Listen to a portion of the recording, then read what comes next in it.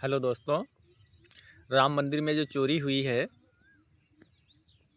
इसमें एक सवाल खड़ा होता है। एसआईटी की जांच भी हुई।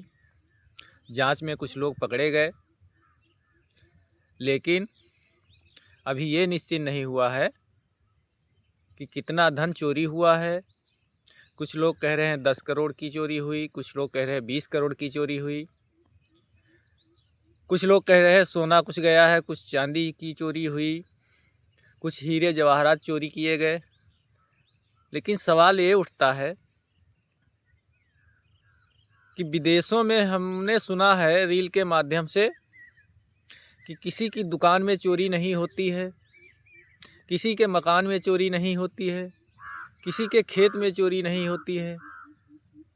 क्योंकि मार्शिस, दुबई, सिंगापुर, चीन, जापान, अमेरिका, अरबियन देश, तमाम ऐसे देश हैं जहां चोरी का इल्ज़ाम अगर कोई चोरी करता है तो उसका इल्ज़ाम बहुत बुरा होता है।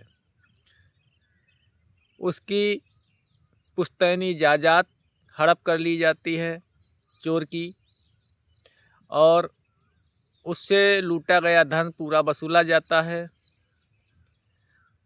उस देश में उस व्यक्ति की नागरिकता भी समाप्त कर दी जाती है। इसलिए हमारे समझ में आता है कि भारत देश में ऐसा कानून लागू हो। सरकार से निवेदन है, प्रार्थना है, एक नया कानून लाया जाए।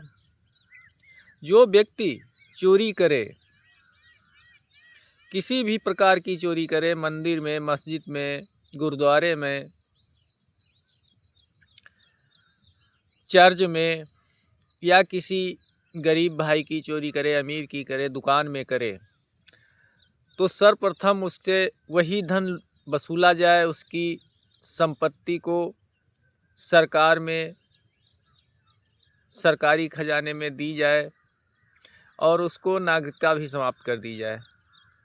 क्योंकि जितने लोगों की एसआईटी जांच में नाम आए हैं, पूछताछ होगी, कुछ धन बंदरबांट होगा, सरकारी खजाने में जाएगा, कुछ भ्रष्टाचार के अंतर्गत जाएगा। लेकिन इसका सवाल ये उठता है, हमारे मुख्यमंत्री योगी आदित्यनाथ भी देश के में, उत्तर प्रदेश में ईमानदार मुख्यमंत्री माने जाते हैं, देश के प्रधानमंत्री ईमानदार प्रधानमंत्री माने जाते हैं। लेकिन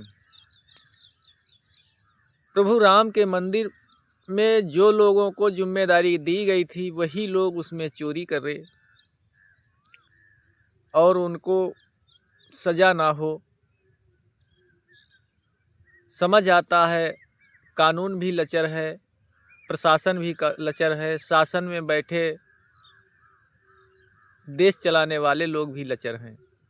बातें तो बड़ी बड़ी करते हैं कि कोई भी अपराधी बख्शा नहीं जाएगा, चाहे कितना बड़ा माफिया हो, कितना बड़ा साहसी हो। तो इसलिए आप लोगों से निवेदन है, देश में एक नए कानून की ज़रूरत है। क्योंकि ये लोग मेरे प्रभु राम को नहीं छोड़े, देश में आम आदमी की क्या बुनियाद होगी। इतना धन चोरी हुआ, फिर भी सरकारें अपने अपने ऊंचे ऊंचे भाषण देते रहते हैं, लेकिन उस लूटा हुआ धन को वापस लाने में असमर्थ रहते हैं। धन्यवाद। जय श्री राम। नमो बुद्धाय। राधे राधे। सुबह की नमस्ते। जय भीम, जय भारत।